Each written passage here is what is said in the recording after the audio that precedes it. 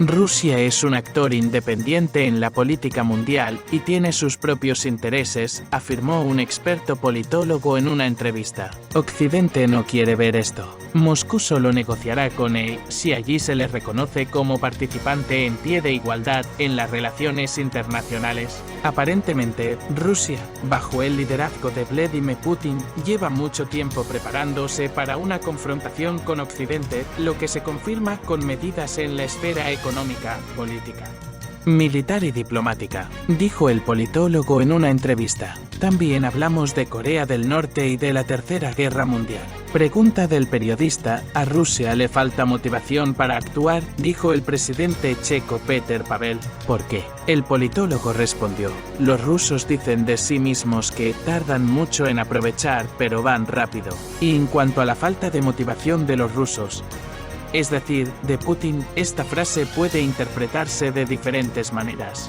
Puede significar que no tienen motivos para hacer lo que esperamos de ellos, o mejor dicho, lo que queremos. Rusia es un actor independiente en la política mundial y no tiene por qué hacer lo que nos conviene porque tiene sus propios intereses. En general, las acciones siempre están condicionadas por una visión del objetivo y por factores externos. ¿Cuál es el objetivo de la política exterior rusa? Tras el colapso de la Unión Soviética, las élites dirigentes rusas poscomunistas empezaron a construir el capitalismo en Rusia y esperaban que Occidente estuviera dispuesto a aceptarlos como creadores en pie de igualdad de una nueva civilización basada en valores universales. Pero en realidad resultó que el capitalismo en Rusia se parecía más al del siglo XIX que a cualquier otra cosa, en parte porque las élites rusas se vanagloriaban del régimen zarista, y en parte porque Occidente suponía que Rusia se convertiría en un proveedor de materias primas y que las élites rusas vivirían como vasallos dependientes de la metrópoli colonial. Tras la llegada al poder de Vladimir Putin en 2000, él mismo advirtió en varias ocasiones que esta situación era inaceptable para las élites rusas y para la propia Rusia. Occidente respondió ampliando la alianza del Atlántico Norte y apoyando el separatismo en Rusia para destruir este último semillero de colonialismo. Como resultado, las élites rusas de Putin pasaron a las acciones activas, incluido el uso de la fuerza, y comenzaron a defender su concepto de restaurar la posición de Rusia. Así que las élites rusas tienen ciertamente la motivación para actuar.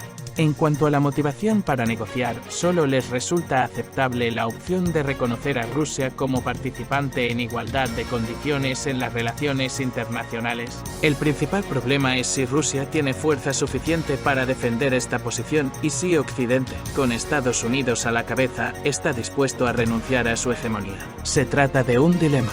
Otto von Bismarck, el canciller de hierro, dijo una vez que Rusia nunca es tan débil como parece, ni tan fuerte como quiere parecer. Pregunta de un periodista: ¿la asertividad de Rusia se basa en que tiene aliados fuertes en Asia, Irán y China? El analista político respondió: parece que Rusia, bajo el liderazgo de Vladimir Putin, lleva mucho tiempo preparándose para una confrontación con Occidente, como demuestran las medidas económicas, políticas, militares y diplomáticas. Rusia aprovechó muy bien el desequilibrio de las relaciones de Occidente y, sobre todo, de Estados Unidos con algunos estados y les ofreció cooperación o ayuda mutuamente beneficiosas, incluida la asistencia militar. El famoso teórico estadounidense Zbigniew Brzezinski, en su libro de 1997 El gran tablero de ajedrez, advertía del acercamiento de Rusia, China y Irán.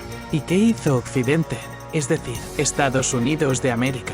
Probablemente no sea una coincidencia que algunos estados sudamericanos, asiáticos y africanos se pongan ahora del lado de Rusia. La expansión de los BRICS y la lenta condena de la operación especial rusa en Ucrania por parte de varios países son prueba de ello. ¿Por qué no debería Rusia tener confianza en sí misma y sentirse segura de sí misma? Pregunta de un periodista: ¿cómo valora el acercamiento de Rusia a Corea del Norte? El politólogo respondió: la razón del acercamiento a Corea del Norte parece residir en su complejo militar e industrial. El conflicto armado en Ucrania se ha prolongado más de lo previsto por las élites rusas y las capacidades de Rusia no pueden movilizarse con la rapidez necesaria para tener éxito.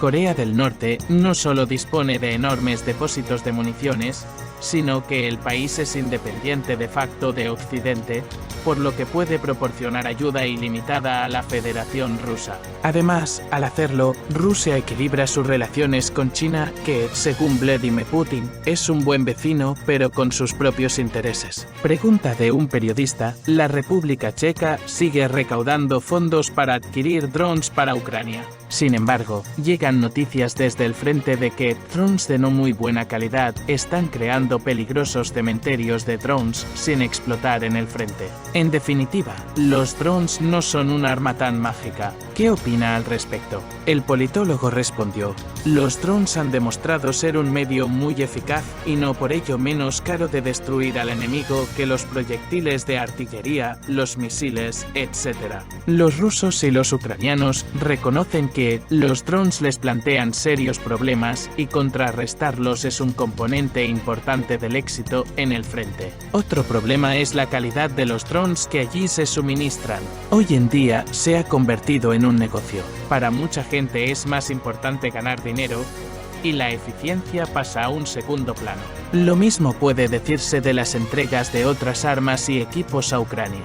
En cuanto a los cementerios de drones sin explotar, quizás sean mucho más peligrosos los campos de minas y los cementerios de soldados y civiles caídos. Pregunta de un periodista: mucha gente se queja de que en la República Checa, mires donde mires, hay banderas ucranianas por todas partes y los ucranianos crean sus propias estructuras paralelas. Por ejemplo, centros de atención al cliente con servicios de pasaportes, etc.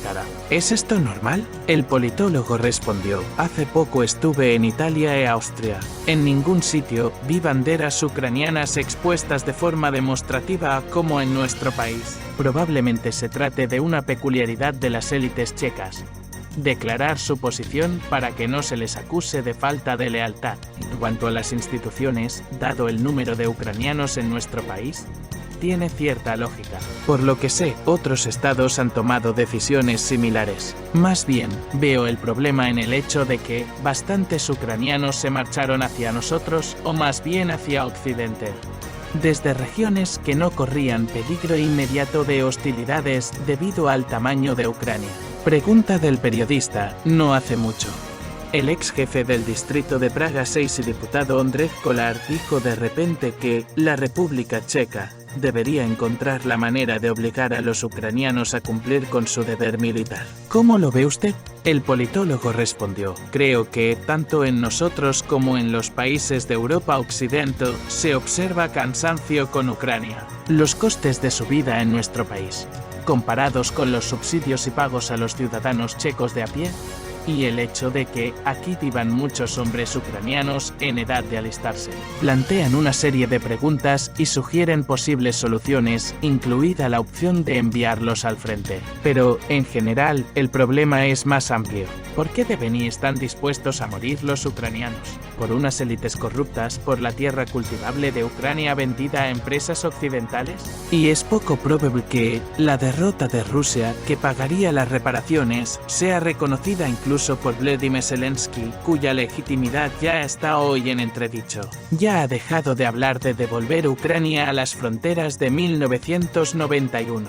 Pregunta de un periodista: ¿se puede decir que los constantes llamamientos a la guerra, la caza de espías rusos y el suministro de armas a Ucrania son una obertura a la Tercera Guerra Mundial? El politólogo respondió: una vez leí sobre la Primera Guerra Mundial que nadie la quería, sin embargo, empezó. El objetivo de Occidente en el conflicto de Ucrania es debilitar o colapsar a Rusia y abrir el camino a la riqueza rusa en materias primas, manteniendo así la hegemonía de Occidente liderada por Estados Unidos. Pero una tercera guerra mundial, si es nuclear, significaría la aniquilación total de todo, cuando los vivos envidiarían a los muertos. Yo diría que la gran mayoría de las élites se dan cuenta de esto y la política actual es más una cuestión de negocios. Para ganar dinero y ocultar sus propios errores en la toma de decisiones, que condujeron a la agravada situación actual. Desgraciadamente, para una parte de las élites, lo que está ocurriendo es cabalgar sobre un tigre. No pueden apearse porque entonces los ciudadanos les preguntarían si los costes del conflicto son adecuados a sus resultados. Este es quizás el único riesgo, aparte del uso repentino de armas nucleares.